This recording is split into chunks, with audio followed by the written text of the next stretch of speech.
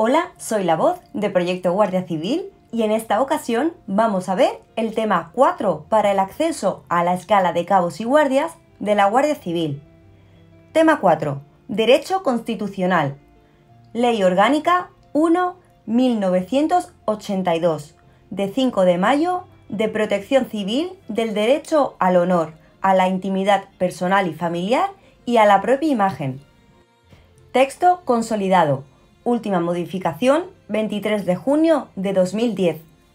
Conforme al artículo 18.1 de la Constitución, los derechos al honor, a la intimidad personal y familiar y a la propia imagen tienen el rango de fundamentales y hasta tal punto aparecen realzados en el texto constitucional que el artículo 20.4 dispone que el respeto de tales derechos constituya un límite al ejercicio de las libertades de expresión que el propio precepto reconoce y protege con el mismo carácter de fundamentales. El desarrollo mediante la correspondiente ley orgánica, a tenor del artículo 81.1 de la Constitución, del principio general de garantía de tales derechos contenidos en el citado artículo 18.1 de la misma, constituye la finalidad de la presente ley. Establece el artículo 1 de la misma la protección civil de los derechos fundamentales al honor, a la intimidad personal y familiar y a la propia imagen frente a todos género de injerencia o intromisiones ilegítimas, pero no puede ignorar que algunos de esos derechos gozan o previsiblemente gozarán de una protección penal. Así ocurre con el derecho al honor, amparado por las prescripciones contenidas en el libro segundo, título 10 del vigente Código Penal, y con determinados aspectos del derecho a la intimidad personal y familiar que son objeto de una protección de esa naturaleza en el proyecto de nuevo Código Penal, recientemente aprobado por el Consejo de Ministros. Por ello, en los casos que exista la protección penal, tendrá esta preferente aplicación por ser sin duda la de más fuerte efectividad, si bien la responsabilidad civil derivada del delito se deberá fijar de acuerdo con los criterios que esta ley establece. Los derechos garantizados por la ley han sido encuadrados por la doctrina jurídica más autorizada entre los derechos de la personalidad, calificación de la que obviamente se desprende el carácter de irrenunciable irrenunciabilidad referida con carácter genérico a la protección civil que la ley establece. En el artículo 2 se regula el ámbito de protección de los derechos a que se refiere. Además de la delimitación que pueda resultar de las leyes, se estima razonable admitir que en el no previsto por ellas la esfera del honor, de la intimidad personal y familiar y del uso de la imagen esté determinada de manera decisiva por las ideas que prevalezcan en cada momento en la sociedad y por el propio concepto que cada persona, según sus actos propios, mantenga al respecto y determine sus pautas de comportamiento. De esta forma, la cuestión se resuelve en la ley en términos que permiten al juzgador la prudente determinación de la esfera de protección en función de datos variables, según los tiempos y las personas. Los derechos protegidos en la ley no pueden considerarse absolutamente ilimitados. En primer lugar, los imperativos del interés público pueden hacer que por ley se autoricen expresamente determinadas entradas en el ámbito de la intimidad, que no podrán ser reputadas legítimas. De otro lado, tampoco tendrán este carácter las consentidas por el propio interesado, posibilidad esta que no se opone a la irrenunciabilidad abstracta de dichos derechos, pues ese consentimiento no implica la absoluta abdicación de los mismos, sino tan solo el parcial desprendimiento de alguna de las facultades que los integran. Ahora bien, la ley exige que el consentimiento sea expreso y, dada la índole particular de estos derechos, permite que pueda ser revocado en cualquier momento, aunque con indemnización de los perjuicios que de la revocación se siguieren al destinatario del mismo. El otorgamiento del consentimiento, cuando se trate de menores o incapacitados, es objeto de las prescripciones contenidas en el artículo 3. En los artículos 4 al 6 de la ley se contempla el supuesto de fallecimiento del titular del derecho lesionado. Las consecuencias del mismo, en orden a la protección de estos derechos, se determinan según el momento en que la lesión se produjo. Aunque la muerte del sujeto de derecho extingue los derechos de la personalidad, la memoria de aquel constituye una prolongación de esta última que debe también ser tutelada por el derecho. Por ello, se atribuye la protección en el caso de que la lesión se hubiera producido después del fallecimiento de una persona a quien ésta hubiera designado en su testamento, en defecto de ella a los parientes supervivientes y, en último término, al Ministerio Fiscal con una limitación temporal que se ha estimado prudente. En el caso de que la lesión tenga lugar antes del fallecimiento, sin que el titular del derecho lesionado ejerciera las acciones reconocidas en la ley, solo subsistirán éstas si no hubieran podido ser ejercitadas por aquel o por su representante legal, pues si se pudo ejercitarlas y no se hizo, existe una fundada presunción de que los actos que objetivamente pudieran constituir lesiones no merecieron esa consideración a ojos del perjudicado o su representante legal. En cambio, la acción ya entablada sí será transmisible porque en este caso existe una expectativa de derecho a la indemnización. La definición de las intromisiones o injerencias ilegítimas en el ámbito protegido se lleva a cabo en los artículos 7º y 8º de la ley. El primero de ellos recoge en términos de razonable amplitud diversos supuestos de intromisión o injerencia que pueden darse en la vida real y coinciden con los previstos en las legislaciones protectoras existentes en otros países de desarrollo social y tecnológico igual o superior al nuestro. No obstante, existen casos en que tales injerencias o intromisiones no pueden considerarse ilegítimas en virtud de razones de interés público, que imponen una limitación de los derechos individuales, como son los indicados en el artículo 8º de la ley. Por último, la ley fija en su artículo 9º, de acuerdo con lo prevenido en el artículo 53.2 de la Constitución, el cauce legal para la defensa frente a las injerencias o intromisiones ilegítimas, así como las pretensiones que podrá deducir el perjudicado. En lo que respecta a la indemnización de perjuicios, se presume que estos existen en todo caso de injerencias o intromisiones acreditadas y comprenderán no solo las de los prejuicios materiales, sino también la de los morales de especial relevancia en este tipo de actos ilícitos. En tanto no sea regulado al amparo judicial, se considera de aplicación al efecto la Ley de Protección Jurisdiccional de los Derechos de la Persona de 26 de diciembre de 1978, a cuyo ámbito de protección han quedado incorporados los derechos al honor, a la intimidad personal y familiar y a la propia imagen por la disposición transitoria segunda 2 de la Ley Orgánica 2/1979 de 3 de octubre del Tribunal Constitucional. Capítulo primero. Disposiciones generales. Artículo primero. El derecho fundamental al honor, a la intimidad personal y familiar y a la propia imagen, garantizado en el artículo 18 de la Constitución, será protegido civilmente frente a todo género de intromisiones ilegítimas de acuerdo con lo establecido en la presente ley orgánica. El carácter delictivo de la intromisión no impedirá el recurso al procedimiento de tutela judicial, previsto en el artículo 9 de esta ley. En cualquier caso, serán aplicables los criterios de esta ley para la determinación de la responsabilidad civil derivada de delito. El derecho al honor, a la intimidad personal y familiar y a la propia imagen es irrenunciable, inalienable e imprescriptible. La renuncia a la protección prevista en esta ley será nula, sin perjuicio de los supuestos de autorización o consentimiento a que se refiere el artículo 2 de esta ley. Artículo 2. La protección civil del honor, de la intimidad y de la propia imagen quedará delimitada por las leyes y por los usos sociales, atendiendo al ámbito que, por sus propios actos, mantenga cada persona reservado para sí misma o su familia.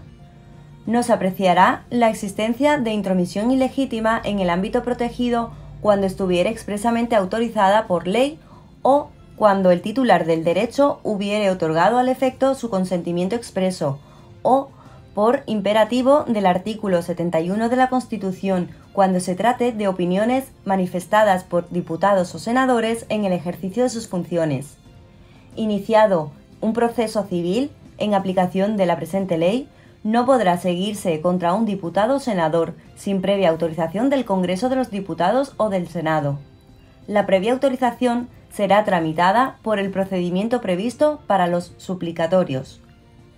El consentimiento a que se refiere el párrafo anterior será revocable en cualquier momento, pero habrán de indemnizarse, en su caso, los daños y perjuicios causados, incluyendo en ellos las expectativas justificadas. Artículo 3. El consentimiento de los menores e incapaces deberá prestarse por ellos mismos si sus condiciones de madurez lo permiten, de acuerdo con la legislación civil. En los restantes casos, el consentimiento habrá de otorgarse mediante escrito por su representante legal, quien estará obligado a poner en conocimiento previo del Ministerio Fiscal el consentimiento proyectado. Si en el plazo de 8 días el Ministerio Fiscal se opusiere, resolverá el juez. Artículo 4. El ejercicio de las acciones de protección civil del honor, la intimidad o la imagen de una persona fallecida corresponde a quien ésta haya designado a tal efecto en su testamento. La designación puede recaer en una persona jurídica.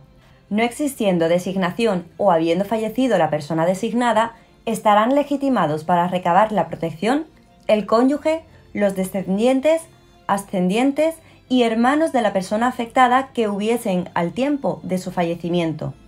A falta de todos ellos, el ejercicio de las acciones de protección corresponderá al Ministerio Fiscal, que podrá actuar de oficio a instancia de persona interesada, siempre que no hubieran transcurrido más de 80 años desde el fallecimiento del afectado.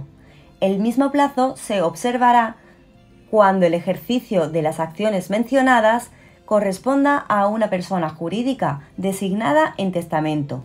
En los supuestos de intromisión ilegítima en los derechos de las víctimas de un delito a que se refiere el apartado 8 del artículo 7, estará legitimado para ejercer las acciones de protección el ofendido o perjudicado por el delito cometido, haya o no ejercido la acción penal o civil en el proceso penal precedente.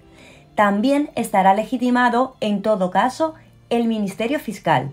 En los supuestos de fallecimiento se estará a lo dispuesto en los apartados anteriores. Artículo 5. Cuando sobrevivan varios parientes de los señalados en el artículo anterior, cualquiera de ellos podrá ejercer las acciones previstas para la protección de los derechos del fallecido. La misma regla se aplicará, salvo disposición en contrario del fallecido, cuando hayan sido varias las personas designadas en su testamento.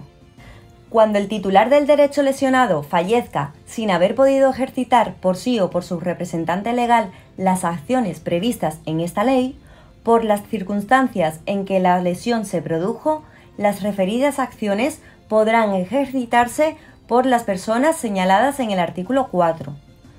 Las mismas personas podrán continuar la acción ya entablada por el titular del derecho lesionado cuando falleciere.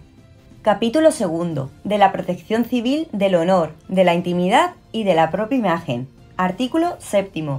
Tendrán la consideración de intromisiones ilegítimas en el ámbito de protección delimitado por el artículo 2 de esta ley. 1. El emplazamiento en cualquier lugar de apartados de escucha, de filmación, de dispositivos ópticos o de cualquier otro medio apto para grabar o reproducir la vida íntima de las personas.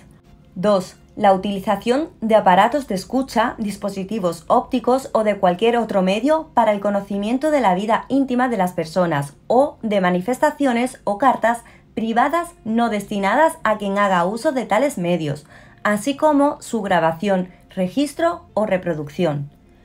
3.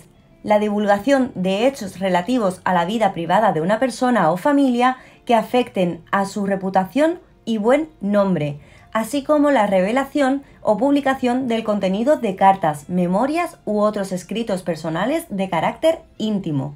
4. La revelación de datos privados de una persona o familia conocidos a través de la actividad profesional u oficial de quien los revela. 5. La captación, reproducción o publicación por fotografía, filme o cualquier otro procedimiento de la imagen de una persona en lugares o momentos de su vida privada o fuera de ellos, salvo los casos previstos en el artículo 8, 2. 6. La utilización del nombre, de la voz o de la imagen de una persona para fines publicitarios, comerciales o de naturaleza análoga. La imputación de hechos o la manifestación de juicios de valor a través de acciones o expresiones que de cualquier modo lesionen la dignidad de otra persona, menoscabando su fama o atentando contra su propia estimación.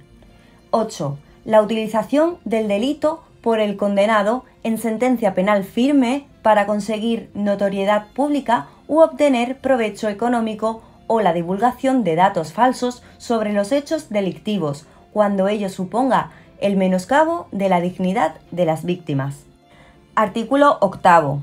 No se reputará con carácter general intromisiones ilegítimas, las actuaciones autorizadas o acordadas por la autoridad competente de acuerdo con la ley, ni cuando predomine un interés histórico, científico o cultural relevante. En particular, el derecho a la propia imagen no impedirá a. Su captación, reproducción o publicación por cualquier medio cuando se trate de personas que ejerzan un cargo público o una profesión de notoriedad o proyección pública y la imagen se capte durante un acto público o en lugares abiertos al público. B. La utilización de la caricatura de dichas personas de acuerdo con el uso social. C. La información gráfica sobre un suceso o acaecimiento público cuando la imagen de una persona determinada aparezca como meramente accesoria. Las excepciones contempladas en los párrafos A y B no serán de aplicación respecto de las autoridades o personas que desempeñen funciones que por su naturaleza necesiten el anonimato de la persona que las ejerza.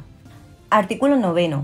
La tutela judicial frente a las intromisiones ilegítimas en los derechos a que se refiere la presente ley podrá recabarse por las vías procesales ordinarias o por el procedimiento previsto en el artículo 53, 2 de la Constitución. También podrá acudirse cuando proceda al recurso de amparo ante el Tribunal Constitucional. La tutela judicial comprenderá la adopción de todas las medidas necesarias para poner fin a la intromisión ilegítima de que se trate y, en particular, las necesarias para a. El restablecimiento del perjudicado en el pleno disfrute de sus derechos con la declaración de la intromisión sufrida, el cese inmediato de la misma y la reposición del estado anterior. En caso de intromisión en el derecho al honor, el restablecimiento de derecho violado incluirá, sin perjuicio del derecho de réplica por el procedimiento legalmente previsto, la publicación total o parcial de la sentencia condenatoria a costa del condenado con al menos la misma difusión pública que tuvo la intromisión sufrida. B. Prevenir intromisiones inminentes o ulteriores. C. La indemnización de los daños y perjuicios causados. D. La apropiación por el perjudicado del lucro obtenido con la intromisión ilegítima en sus derechos. Estas medidas se entenderán sin perjuicio de la tutela cautelar necesaria para asegurar su efectividad. La existencia de perjuicio se presumirá siempre que se acredite la intromisión ilegítima. La indemnización se extenderá al daño moral, que se valorará atendiendo a las circunstancias del caso y a la gravedad de la lesión efectivamente producida, para lo que se tendrá en cuenta en su caso la difusión o audiencia del medio a través del que se haya producido. El importe de la indemnización por el daño moral, en el caso de los 3 primeros apartados del artículo 4, corresponderá a las personas a que se refiere su apartado 2 y, en su defecto, a sus causavientes en la proporción en que la sentencia estime que han sido afectados. En los casos del artículo 6, la indemnización se entenderá comprendida en la herencia del perjudicado. En el caso del apartado 4 del artículo 4, la indemnización corresponderá a los ofendidos o perjudicados por el delito que hayan ejercitado la acción. De haberse ejercitado por el Ministerio Fiscal, éste podrá solicitar la indemnización para todos los perjudicados que hayan resultado debidamente identificados y no hayan renunciado expresamente a ella. Las acciones de protección frente a las intromisiones ilegítimas caducarán transcurridos 4 años desde que el legitimado pudo ejercitarlas. Disposición derogatoria. Quedan derogadas cuantas disposiciones de igual o inferior rango se opongan a lo dispuesto en la presente ley orgánica. Disposiciones transitorias. Primera, derogada.